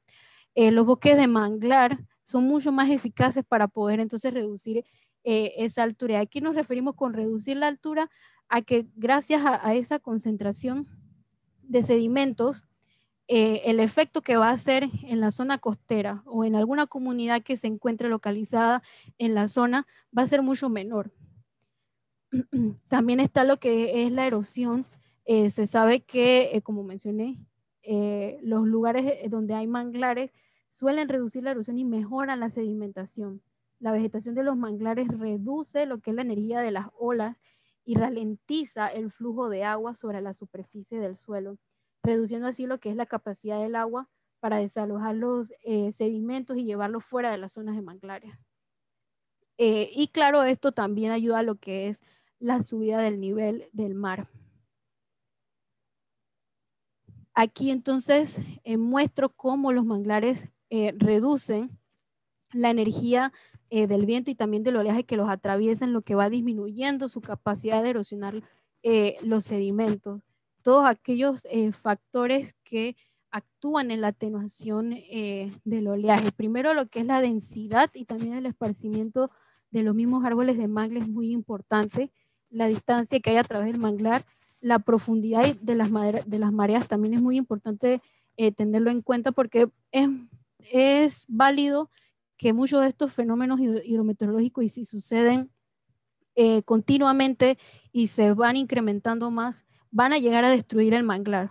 Pero aquellos que se encuentran más reforzados, por ejemplo, como se colocó aquí en la imagen, una estructura mucho más compleja, se va entonces a reducir lo que es la acción de las olas. Va a promover lo que es la sedimentación y va a disminuir la erosión. Y bueno, presento aquí un caso de estudio. También voy a mencionar otro al final que es a modo de video, pero eso ya les hablaré más adelante. El caso de estudio fue un proyecto que ejecutó la Fundación Wetlands International junto con el Ministerio de Ambiente también, que nos apoyó en la parte técnica, en la comunidad de Garachiné, en Darién. Es una comunidad costera que se ubica en la ensenada de Garachiné del Golfo de San Miguel. Esto es en la provincia de Darién, el distrito de Chepigana. Y está muy cercano al área protegida del Parque Nacional Darién, que se ubica dentro de su zona de vecindad. De la problemática, para mencionar, en esta comunidad lo que son las familias, también las instituciones, medios de comunicación han venido denunciando lo que es la existencia de un problema creciente de pérdida de costa, que ha afectado la dinámica de las familias y de la comunidad sin que a la fecha el problema se haya dimensionado técnicamente y se hayan desarrollado estrategias específicas para poder atenderlo.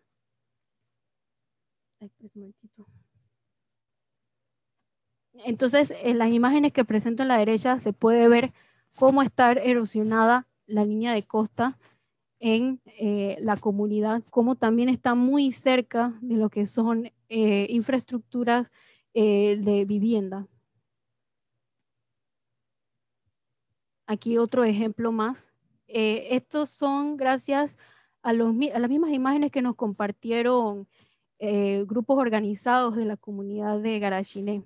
Aquí, por ejemplo, dice, de las viviendas existentes en este espacio baldío y cubierto por el mar, solo se puede apreciar este escalón de lo que fue una residencia en algún momento. O sea, se ha visto cómo se ha perdido grandes cantidades de metros. Menciona que tampoco los gaviones han podido detener el avance del mar. Y bueno, esta es una vista actual de lo que un día fue parte también del poblado de Garachiné, que hoy se encuentra cubierto por el mar. Entonces, lo que fue el proyecto diagnóstico de la situación de pérdida de línea costera y su impacto en los medios de vida de la comunidad, el objetivo general fue dimensionar y documentar la situación de pérdida de costa en el área de Garachiné, identificando su impacto en los medios de vida y proponer una estrategia de solución que incorpore entonces el enfoque de adaptación basado en ecosistemas. Con el proyecto se buscó reforzar lo que es la importancia de los ecosistemas costeros como los bosques de manglares para mitigar la erosión costera y a la vez fortalecer el conocimiento de la comunidad de Garachiné sobre la existencia de opciones basadas en ecosistemas para enfrentar el problema. También parte de lo que son los objetivos específicos, es decir, aquellos que se realizaron, está primero levantar la información de línea base de la pérdida de línea de costa en el poblado de Garachiné y caracterizar el estado de la situación actual, ya que esta clase de estudio no existía antes, para entonces poder presentar ante las autoridades como el Ministerio de Ambiente lo que son los próximos pasos para la adaptación y mitigación. Entonces aquí se menciona que primero se debe realizar lo que es la identificación de los actores claves, partes interesadas para una puesta en común de la iniciativa. Se realizó también lo que es la recopilación de información bibliográfica y también in situ sobre la problemática ambiental del área. Otro objetivo que se llevó a cabo es determinar el nivel de afectación de los medios de vida locales para la situación de la erosión costera. Se elaboró un instrumento para el levantamiento de la información, se identificaron los medios de vida afectados y también el nivel de afectación mediante lo que eran talleres participativos, entrevistas y al final proponer escenarios a futuro. Y tercero, el fortalecimiento de capacidades de la comunidad para enfrentar lo que es la situación y buscar soluciones basadas en ecosistemas. Primero lo que fue la sensibilización sobre qué es la adaptación basada en ecosistemas para enfrentar la pérdida de costa en Garachiné y la socialización de sus ventajas como estrategias de corto, mediano y largo plazo.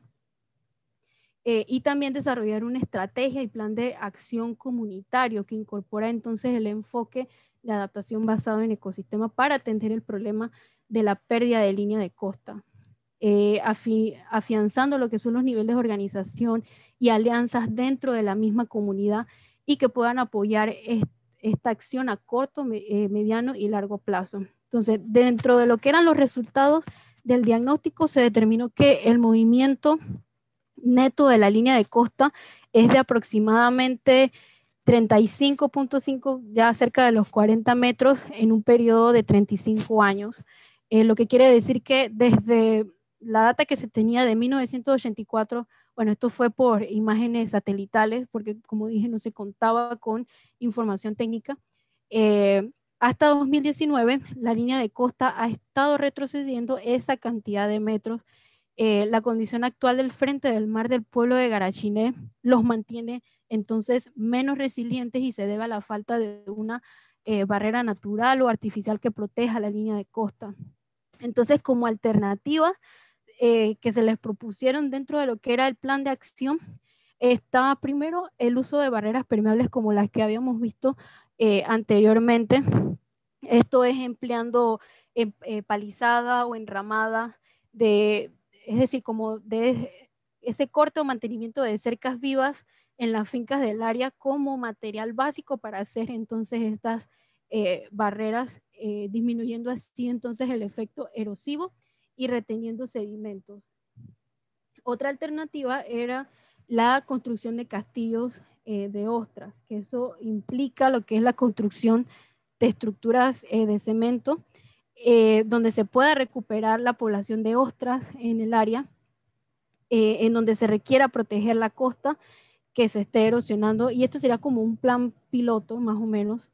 Lo ideal y lo que nos comentaron muchos de los pobladores de la comunidad al hacerle las encuestas es que les gustaría que se implementaran ambas medidas, lo cual sería lo ideal porque una apoya a la otra. Y también recibimos comentarios que quisieran que se colocara un muro que tanto habían pedido, y sí se puede colocar, como mencioné anteriormente, se puede combinar tanto infraestructura verde como infraestructura gris, y así entonces se reducen los costos. También para lo que es el plan de acción, se determinaron acciones transversales como por ejemplo conformación de un consejo comunitario para poder definir políticas de gestión relacionadas con el avance de la línea de costa, el fortalecimiento de capacidades a través de talleres, también educar a los niños de la población, estas actividades, también un plan de desarrollo comunitario. También se propuso lo que es llevar a cabo la gestión ambiental en el área, planes de manejo integral de la zona costera, también de residuos y fortalecimiento del sistema de saneamiento y también de alerta temprana. También lo que es la implementación, se sugirió en este plan de acción planes locales de adaptación ante el cambio climático y promoción de la comercialización de productos locales del área. Y bueno, con esto finalizo la presentación. Si hay alguna pregunta o también comentario, adelante mientras voy buscando el archivo del video que quería enseñarles con respecto al tema.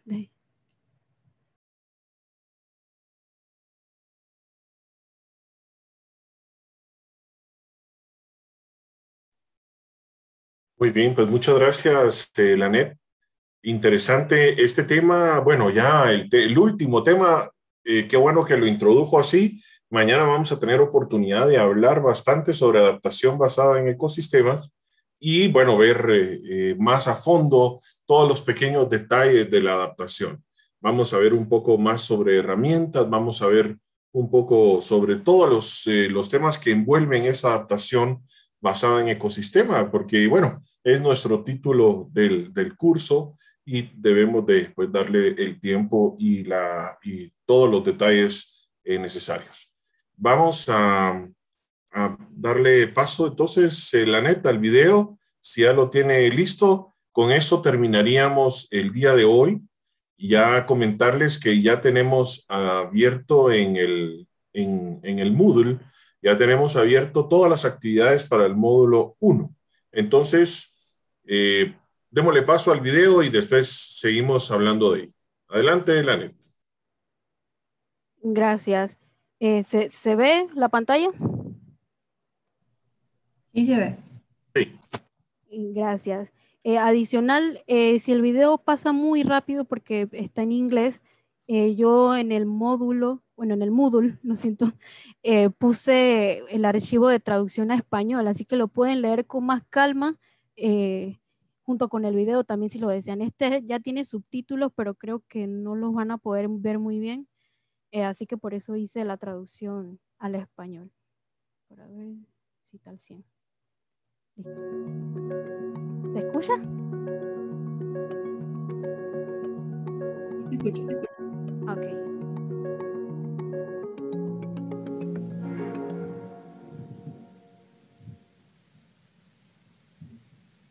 Welcome back. We hope you enjoyed the introductory unit and had a chance to take a look at the supplementary materials. In this unit, we will delve a little deeper in describing the nature and scope of nature-based solutions to disaster and climate resilience. Nature-based solutions is an umbrella term covering a range of ecosystem-based approaches to tackling different societal challenges. The concept builds on the ecosystem approach, which aims to holistically manage land, water, and living resources in a way that promotes conservation, restoration, and sustainable use in an equitable way. At the heart of nature-based solution approach is the idea that we should be working with nature rather than against it. More specifically, this means dealing with climate change through adaptation and mitigation strategies, taking care of our planet for the long term through climate change mitigation and environmental management, meeting the needs of people through environmental management and disaster risk reduction and climate change adaptation. For each of these aims, there are a number of nature-based solutions. In this course, we will touch upon all of them, but we'll focus mainly on how nature itself can be used to reduce disaster risk and promote climate change adaptation. As pretty much everyone is aware by now, the main driver of global warming and the resulting climate emergency with which we are faced is greenhouse gas emissions. Reducing greenhouse gas emissions is therefore key and can be achieved in a variety of ways. Some relying on green technologies such as solar panels and wind turbines, others involve cutting back on the amount of energy we use, and include initiatives such as mass transit or carpooling schemes. As already noted, nature-based solutions use nature itself to tackle the challenges presented. For example, emissions of carbon dioxide, or CO2, one of the main greenhouse gases, can be reduced by protecting or restoring forests. Trees, like all plants, absorb CO2, taking it out of the atmosphere and sequestering the carbon in their tissue. The preservation or reconstitution of wetlands can also play a vital role in carbon sequestration, especially peatlands, which not only store carbon, but also methane, a powerful greenhouse gas, and nitrous oxide. Nature-based solutions take a variety of forms, including green and blue infrastructure initiatives, such as forest and wetland restoration, climate-smart agricultural, agroforestry, and urban greening. Nature-based solutions can also be combined with gray or built solutions in hybrid initiatives. Finally, nature-based solutions can take the form of soft approaches designed to bring about changes in the way markets and institutions work, people behave, and policy is developed. At this point, it is perhaps worth making the distinction between measures designed to mitigate global warming and those measures designed to help communities adapt to climate change. As we already discussed, climate change mitigation efforts often focus on reducing CO2 emissions or ensuring that CO2 is stored in vegetation and soils.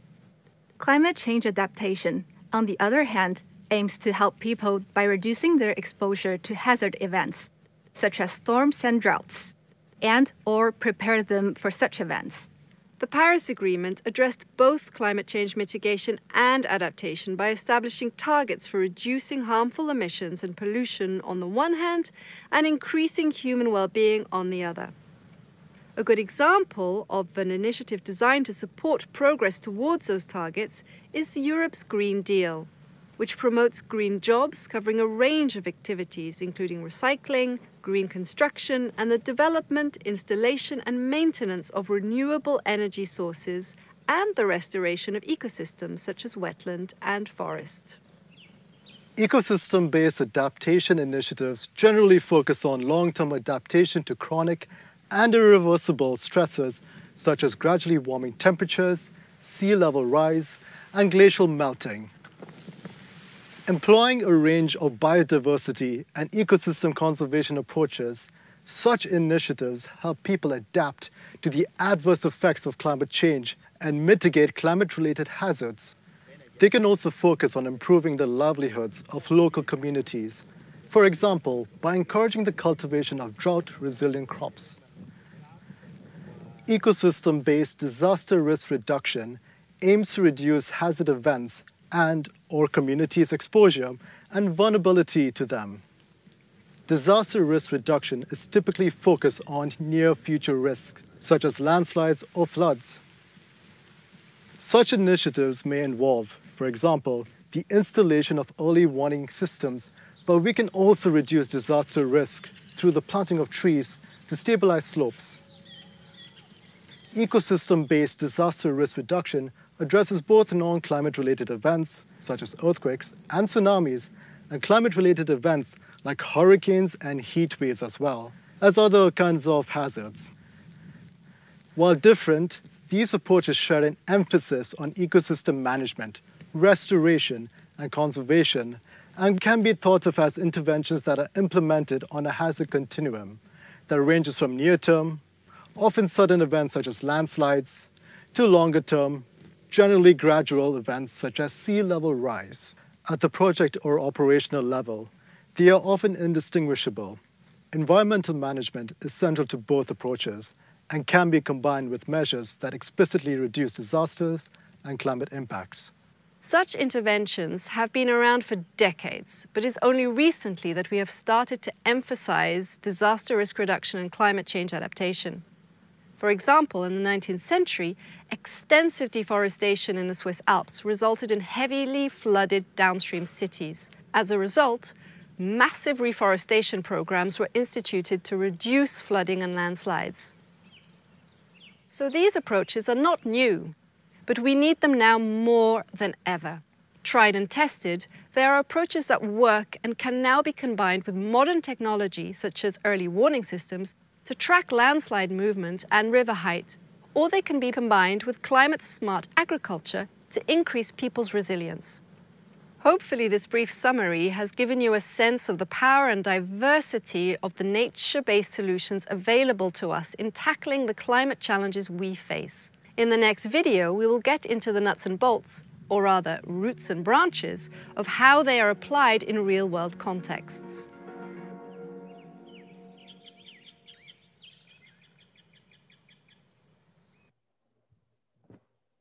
Bien, ese fue el video de resumen de ya de lo que fueron las últimas presentaciones del módulo. Yo creo que aquí entonces ya finalizamos. No sé si tienen alguna pregunta o también un comentario, experiencias que quieran compartir con todos los participantes.